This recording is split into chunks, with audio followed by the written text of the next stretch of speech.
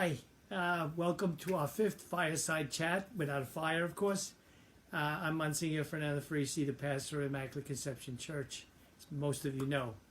I'm very happy to be able to share this time with you from my abode, my house, my home here at the rectory. I'm very happy that I can welcome you here. If you're like me, this has gone on long enough. Not the fireside chat, of course. I'm talking about this lockdown. It's difficult for 1 week, but now we don't know when it's going to stop. We know it's the four walls or whatever walls we have in our apartment are beginning to close in on us a little bit, and we miss a lot of things that we just took for granted, like go and visit neighbors or friends and meeting somebody for lunch or going to a movie or most importantly going to church and being able to sit there in the beautiful church and pray to God in so many different ways. It's starting to crawl on us a little bit, and I think it's very understandable. This is a kind of unnatural situation. It really gets painful, of course, when, as I've seen in the parish and other places, where someone's in the hospital, you can't go to visit, you can't be with them. Someone's dying, you can't be with them. It takes a lot out of us, and it's difficult. We have to admit that, and yet say, look, Lord, I offer this as a sacrifice. I think by just offering it up, I'm really helping others and protecting them. And that should be all of our motivation, is to help one another. By staying in, we help people. So, but also all these distractions that we usually had, we don't have. Of course, we have the TV and, of course, the computer, etc. And those are wonderful opportunities. But even after a while, they get boring. And you say, gee whiz, what do I do now? I don't know if like you, but I sometimes forget what day it is. I said, what day is this? Tuesday or Wednesday or Thursday? Because the days have a sameness about them. Because we would do certain things on certain days, and so it's a little bit of a difficulty now. But there was an old, very wise saying: is if God gives you lemons, make some lemonade. So how do we maybe transform this a little bit? Now, I'm speaking a lot about being on my own here. I mean, we get together with the priests, of course, we see one another, but for the most part, even here in the rectory, we try to keep our own space so that we don't endanger even the other priests, if God forbid something happens.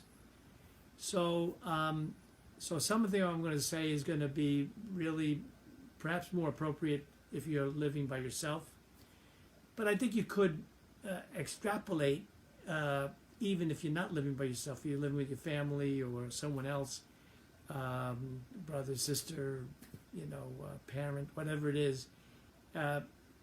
There is a kind of an enforced solitude. So this is kind of the lemonade that I'm going to offer you, that we could do during this time, which is admittedly not natural, and hopefully we will be back to normal someday.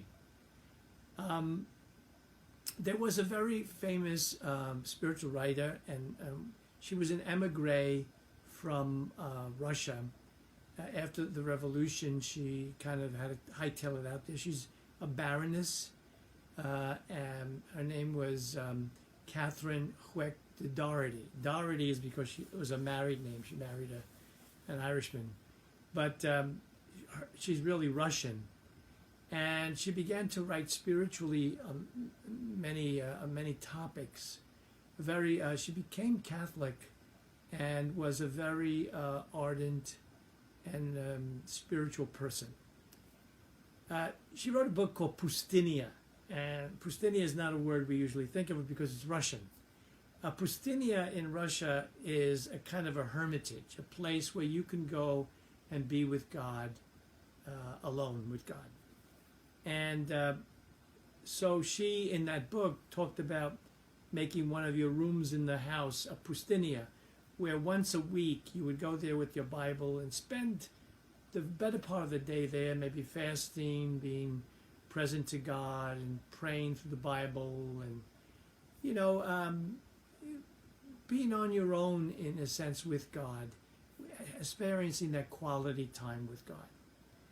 And it was a challenging book, and I think many people found a lot of good from it. But now that we're here and we're in a sense asked to make pustinias of our own homes, little hermitages, it might be good for us to look at the sort of the way, the spirituality of that quiet time, that private prayer. Now, this private prayer can take many forms.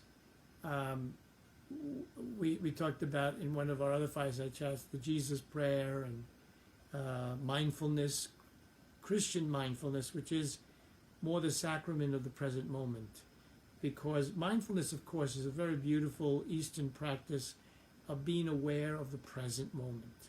And it's very, very good. But I think as Christians, we bring it one step forward.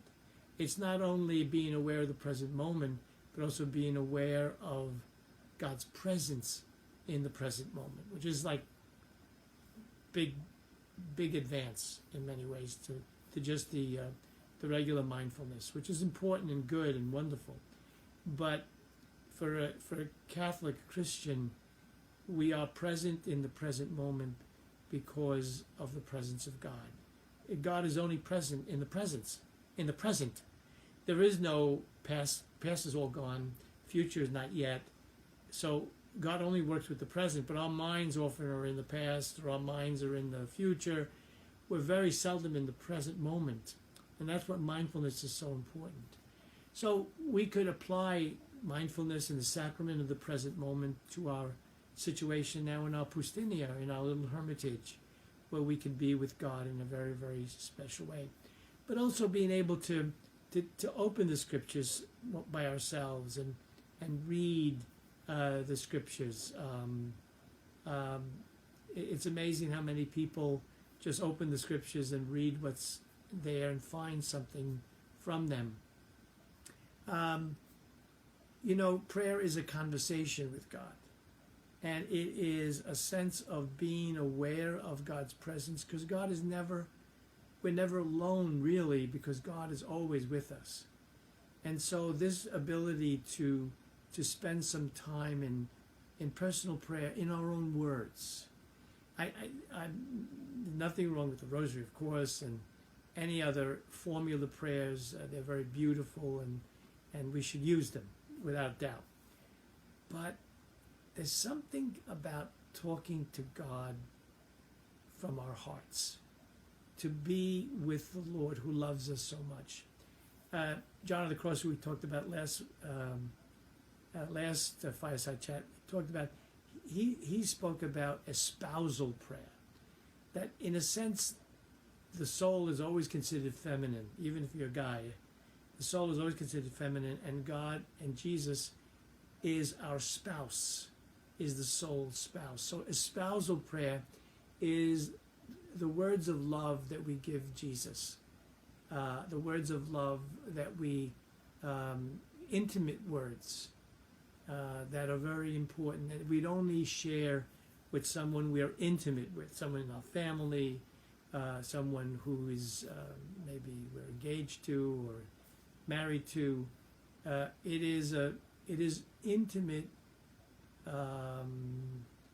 vulnerable openness to the presence of God.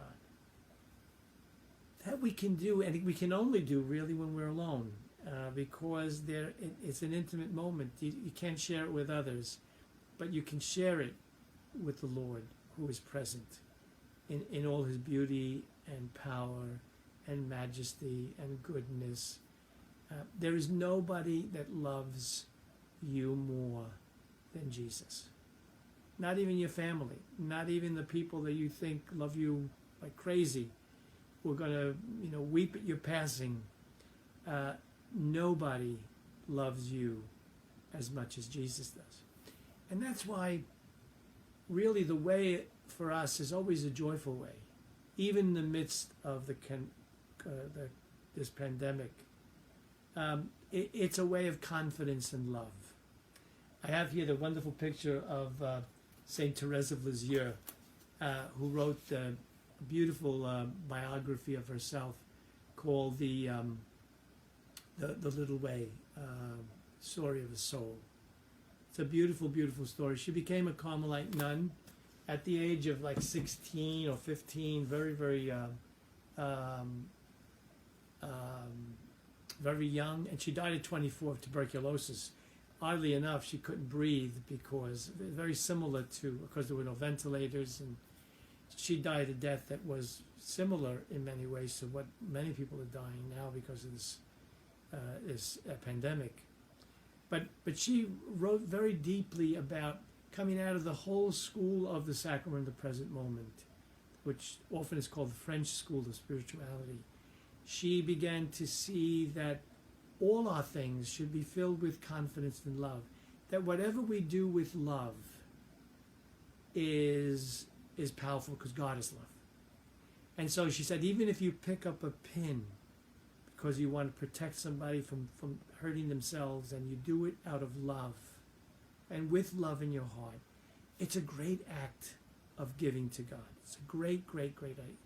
So everything has the potential to be a gift to God, a gift of love. She talked about the path of goodness and confidence and love.